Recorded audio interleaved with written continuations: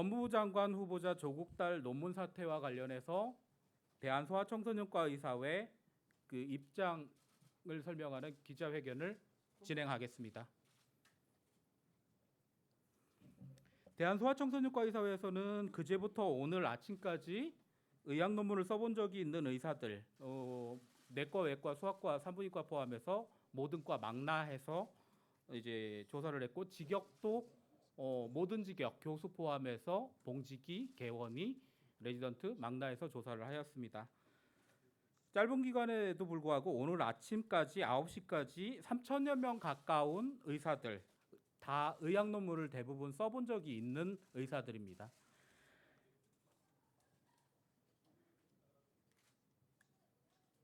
(3천여 명) 가까운 의사들이 참여하여 의학 전문가로서의 자신의 생각을 밝혀주셨습니다. 그 설문 내용은 다음과 같습니다. 1번, 대한병리학회 공식 학술지에 조국의 딸 조민이 2주 인턴 후 제1저자로 등재된 것에 대해서 어떻게 생각하나. 두 번째, 조국의 딸 조민은 대한병리학회 논문에 대해서 의학 전문가인 의학계에는 어떤 입장을 취해야 하나. 3번, 조민의 부산대 의학전문대학원 입학은 취소되어야 한다고 생각하나. 네 번째, 이번 사태는 편법을 이용한 부정입시라고 생각하나. 다섯 번째, 이 사태에 대해서 하고 싶은 말입니다. 먼저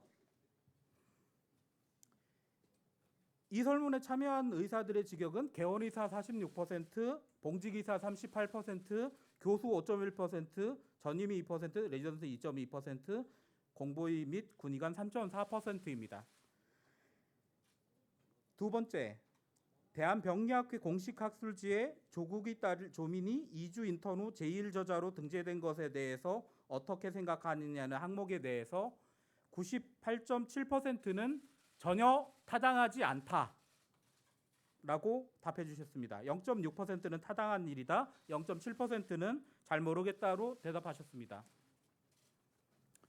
조국의 딸 조민의 대한병리학회 논문에 대해서 의학 전문가인 의학계는 어떤 입장을 취해야 하라는 물음에 96%는 해당 논문을 철회시켜야 한다, 2.5%는 논문이 유지되도록 해야 한다, 1%는 잘 모르겠다고 대답해 주셨습니다. 다음. 1998년에 영국 의사 닥터 웨이크필드가 MMR 접종이 자폐증을 유발한다는 거짓 논문을 란셋지에 기고해서 전 세계적으로 백신 거부 운동이 일어났고, 그 후 전 세계 여러 지역에서 홍역이 창궐했습니다.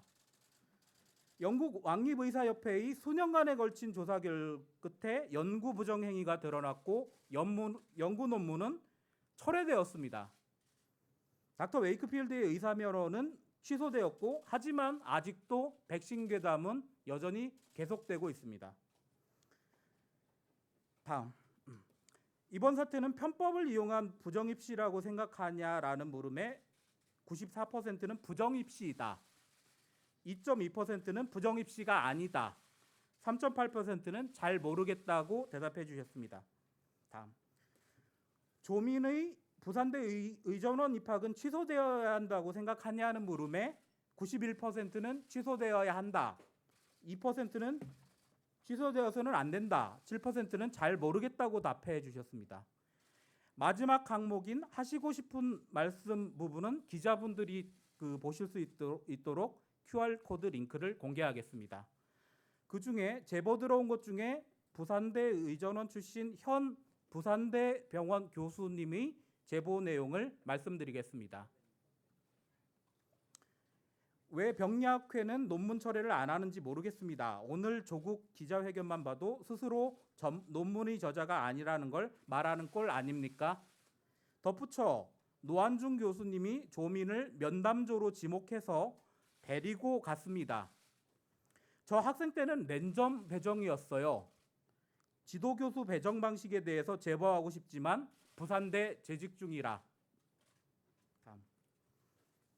조국 후보자가 국회 기자간담회에서 얘기했던 당시 시점에서 제1저자, 제2저자 판단 기준이 느슨했다, 딸아이가 놀랍도록 열심히 했고 영어 논문에 기여했다라는 부분에 대해서 말씀드리겠습니다.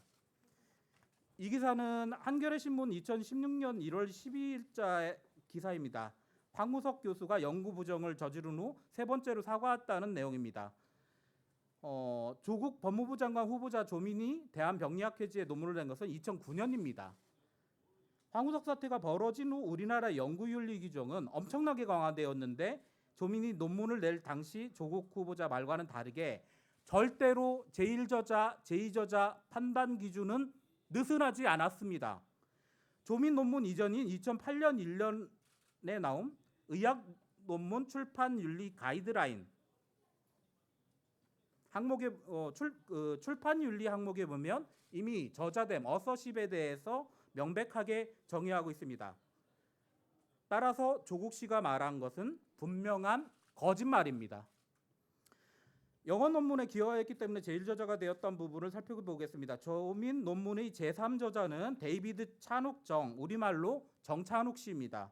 굉장히 성실한 사람이었고 미국 시민권자로 아침 의국회의 때 우리말이 조금 서툴어서 힘들어했다고 합니다. 영어는 오히려 자유롭게 구사했다고 합니다. 해당 논문은 영어에 대한 지식만 있으면 쓸 수 있는 수준의 논문이 절대로 아닙니다. 생명공학에 대한 이해가 바탕에 있어야 할 뿐만 아니라 의학 지식, 그중에서도 소아청소년과학, 그중에서도 신생아학에 대한 이해와 지식이 충분히 있어야 이 논문의 제1저자로 자격이 있는 것입니다.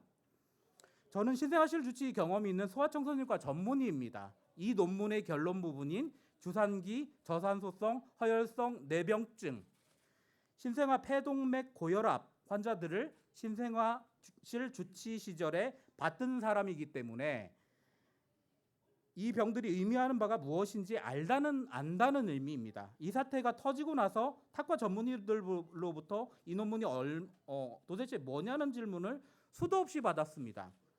신생아실 주치를 해본 소아청소년과 전문의를 빼고는 의사라도 이해하기 어려운 내용이기 때문입니다. 하물며 고등학생이 인턴 2주 만에 논문 1저자가 될 만큼 기여했다고 하는 것은 명백한 거짓말입니다. 소아청소년과 전문의 시험 요건은 원저 1편, 환자 케이스 2편을 하든지 아니면 원저 논문 2편을 해야 전문의 시험 자격을 부여받습니다. 영어에 능통한 데이비드 찬욱 정이 영어 논문을 5개나 작성했습니다. 잘 아시다시피 레지던트는 잠잘 시간조차 없는 사람입니다. 그런데 그 당시 책임저자 5개의 논문의 책임저자였던 장영표 교수가 과연 이 영어 논문을 누구와 작성해 왔는지는 자명할 것입니다. 조민이 1저자 논문을 고등학생 조민이 썼는지 미국 시민권자인 데이비드가 썼는지 미루어 짐작하실 수 있을 것입니다. 그다음 대한병리학회지가 수준 떨어지는 논문이라고 폄훼했던 이재정 경기도 교육감과 서울대 천문물리학부 교수 등 타학문 전공자들의 주장에 대해서 말씀드리겠습니다. 조민 논문이 출판되었던 2009년의 국내 학술지 중 SCI 또는 SCI2 등재 학술지 목록입니다.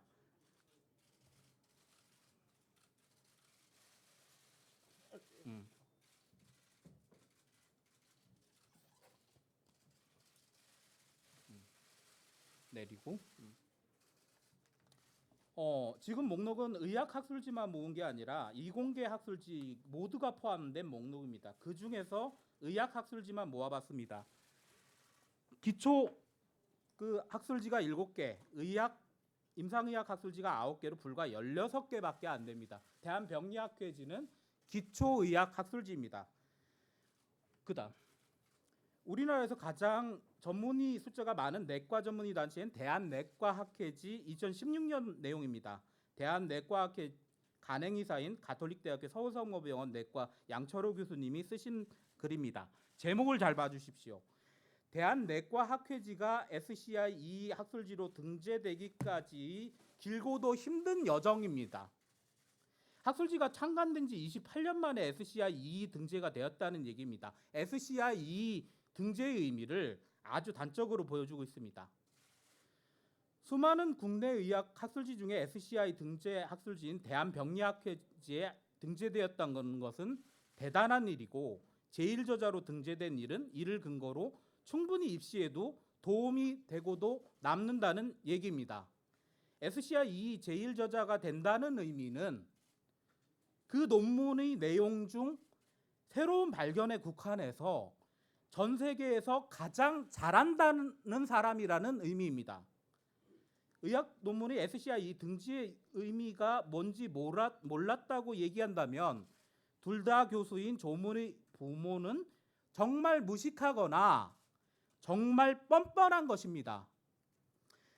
의학은 증거에 근거한 과학입니다. 신학을 전공한 경기도 교육감 이재정 씨가 조민이 쓴 논문이 아니라 에세이라고 한 것은 자신의 지식의 깊이가 얼마나 얕은지 여실히 보여주고 있습니다.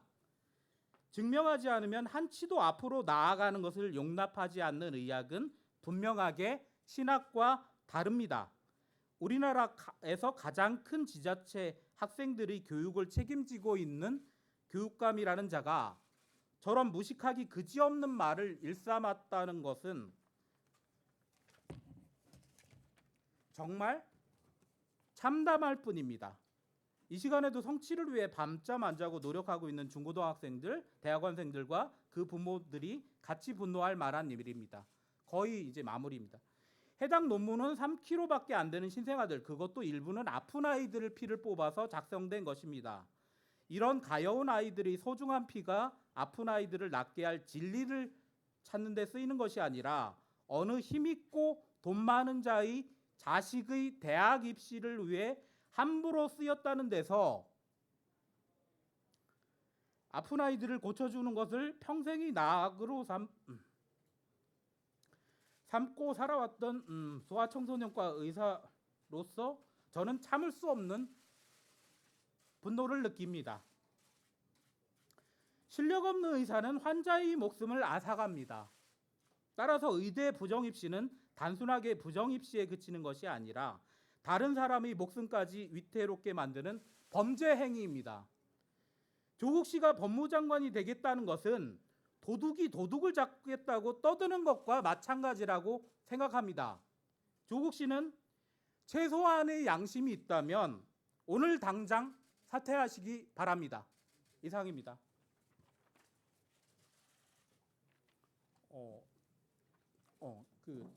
다음 인터뷰가 다음 기자회견이 있다고 해서 짧게 질의응답 받겠습니다.